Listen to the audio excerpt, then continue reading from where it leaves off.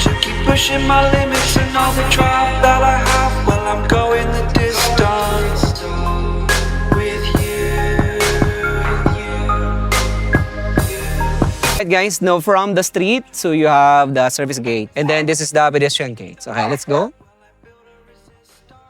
So, dito sa side na to, you have your spacious carport area that can accommodate like 3 cars and big bike. Then, it's well maintained. Of course, ang ganda kasi surrounded with green. The property is enclosed with fence. Of course, it has CCTV. Ang ganda ng pinaka stairs, so kasi elevated. Right, napaka-grand. Then, right here, you have a garden. This is a brand new, no, as per the seller. Mayroon pa silang ilalandscape pa. So, aayusin pa nila no, before the turnover. Of course, ang ganda ng mga exterior railings and then the structure plus the swimming pool and then the jacuzzi pool. Anyway guys, no, if you haven't subscribed our channel, I invite you all to hit that subscribe button and click that bell button to get you notified for whenever we release new YouTube videos. Kung mayroon kayong mga property na seems like this, brand new resort, or brand new house and lot, or a brand new building, or any property na gusto nyo pong i-film with us, message us because marami tayong mga clients or mga investors, future, or home finders na still hindi pa nakakapag-acquire ng property. So marami po sila guys. So kung mayroon kayong mga properties like this, message us so we will broadcast your property for free. Right. Okay, so you have your beautiful staircase over here. Ang ganda, no? Look, oh, it's elevated. Now, after that side, so you have a additional sliding. Yan. Gates. Papunta dito sa pinaka functional area. You have your beautiful swimming pool. Modern swimming pool, you have your trellis, the jacuzzi pool, and then the property is fully fenced. You have the shower out right there, the staff room, the lounge area. Of course, you have a very long structure over here. Ito yung pinaka-dwelling unit. So it has 3 bedrooms, and then the staff room, plus the dining area. So it's a fully furnished. Ang ganda because from here, you have fruit benches, no? You have santol tree, and then you have your star apple. And then you have yung mangga, then additional santol tree. So makikita mo yung property owner na to ay iniingatan din niya yung nature. Because this is a nature retreat. So seems like this. Instead na iputol, ito pong puno, wow look, nagdi-deprive sila, no? Instead na di-deprive nila yung straight ng kanilang roofings para ma-preserve itong puno. It's a big check, no? Now, over here, tingnan natin. This is the first room. So you have sliding glass with a screen. Okay, so let's dive inside. So upon entry, so you have your seating area. You have a dining table. Okay, minimalist. Lahat dito is solid Nara and Yakal wood. Wala sila mga fluted panels. Kahit yung kanilang mga walls, lahat is natural stone to preserve yung pagiging nature retreat nito pong property. I love the roof lines, high ceiling, ang ganda ng lights, no? Yung liwanag ng property because maluluwag yung malalaki yung mga bintana with a screen. Then you have a smart TV over here, color combination. Yeah, nice. Okay, one thing for sure na pwedeng i-improve pa dito is yung epoxy paint dito sa pinaka-floor. Alright, pero ito is okay na, no? I love this one kasi it's less maintenance and very nature, no? Nature retreat talaga siya. Now, right here you have the bedroom. Imagine, door pa lang. Look, this is a solid door. Of course, the door jamb. And then it's very tall. Ang wide ng yung lapad ng pinaka-door, right? Then upon entry, you have a beautiful bed. No, seems like parang mga Japanese bed. So you have your bed over here which stays. You have air conditioning unit.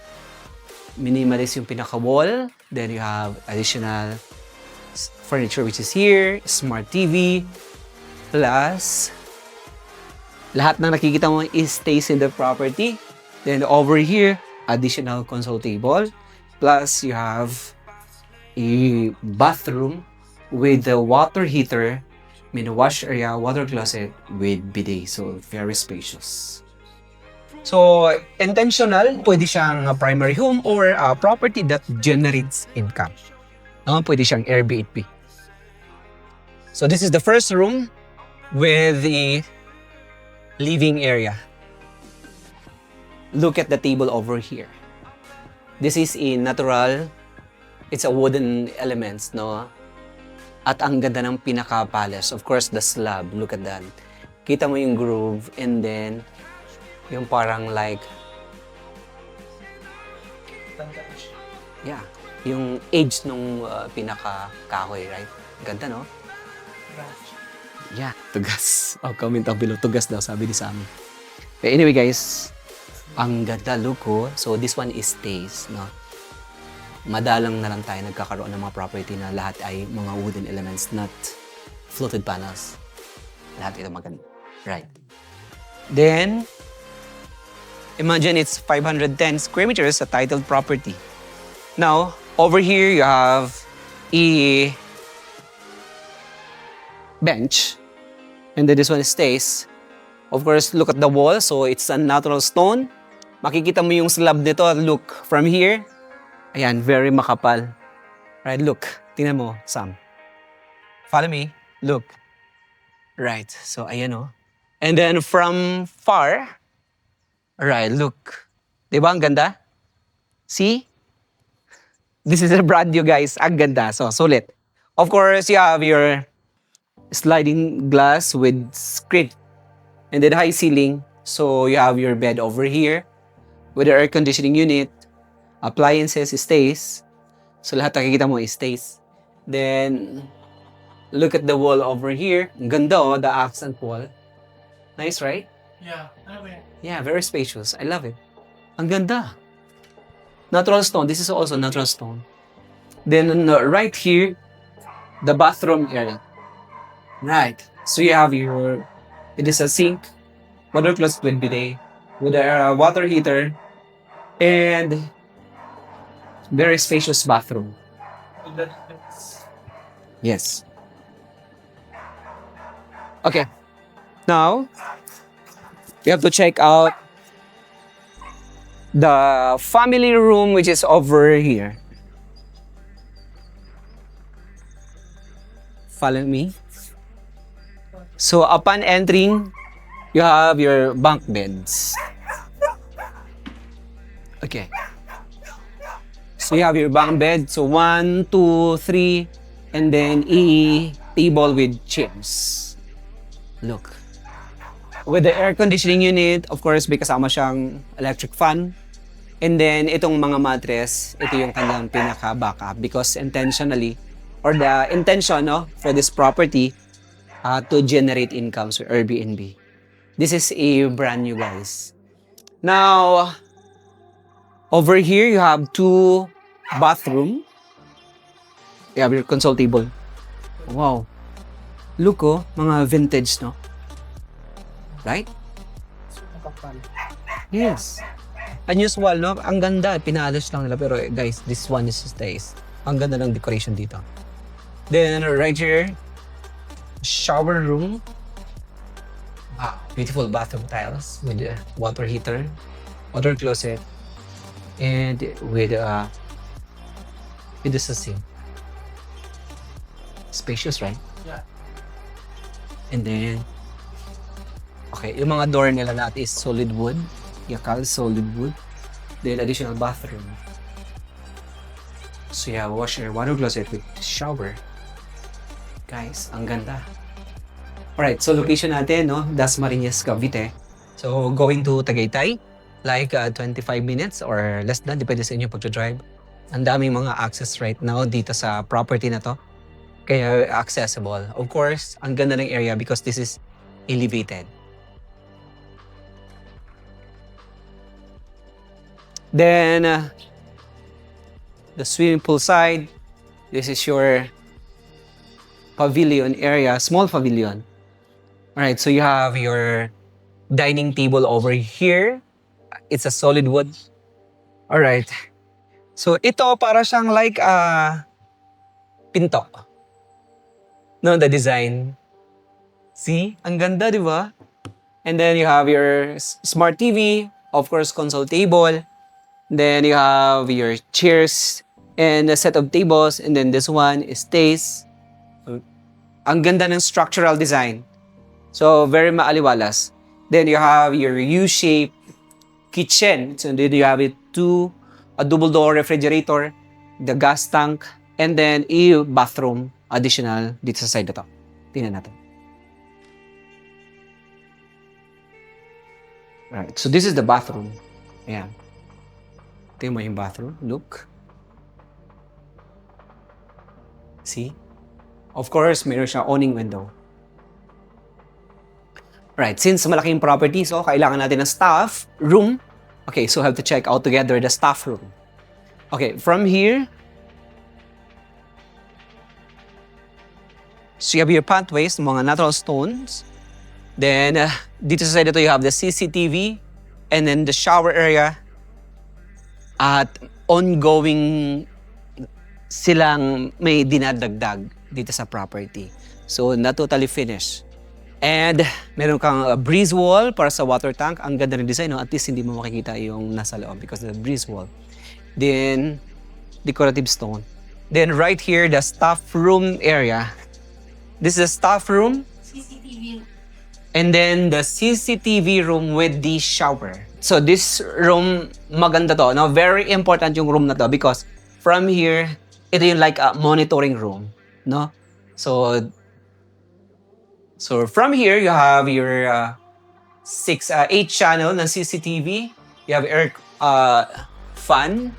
And then dito sa side ito, it has a shower for the staff. So right here, pwede siyang magkasya ng bunk bed. No, what do you think? Bunk bed or double deck? Kasya, ma'am? Pwede. Alright. Pwede siya. And then this is the shower nitong staff. Yeah, this is the staff room area. Alright. Okay. Now, tingnan natin the trellis of facing dito po sa swimming pool. So, meron siya mga white stones. I love the surface. This one also, no? Ito ay like vintage, no? Yakal. Solid wood. Right, no? Mula siya sa mga lumang bahay, right? Yeah, and then the trellis. Look at that. Ang ganda. Yes, pinalish. Of course, in-enhance. This is overlooking. Look at that. With the view, no? Elevated, no? From the street, no? From the street. Then, this is the property. So, it's like mga 2.5 meters yung level from the street. So, yeah. So, elevated, no? Maganda. Ang ganda rin. And then, the orientation of the property is northwest. Yeah, this is a northwest. Facing sunset. It's a northwest, yeah.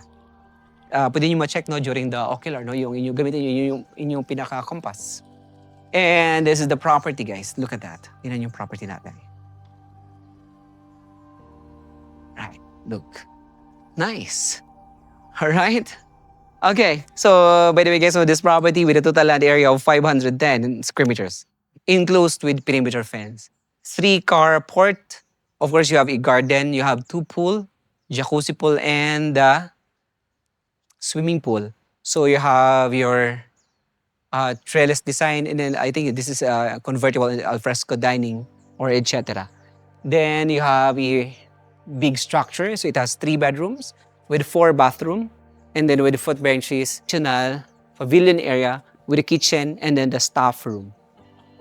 So it's a fully furnished property and clean title, no? Brand new.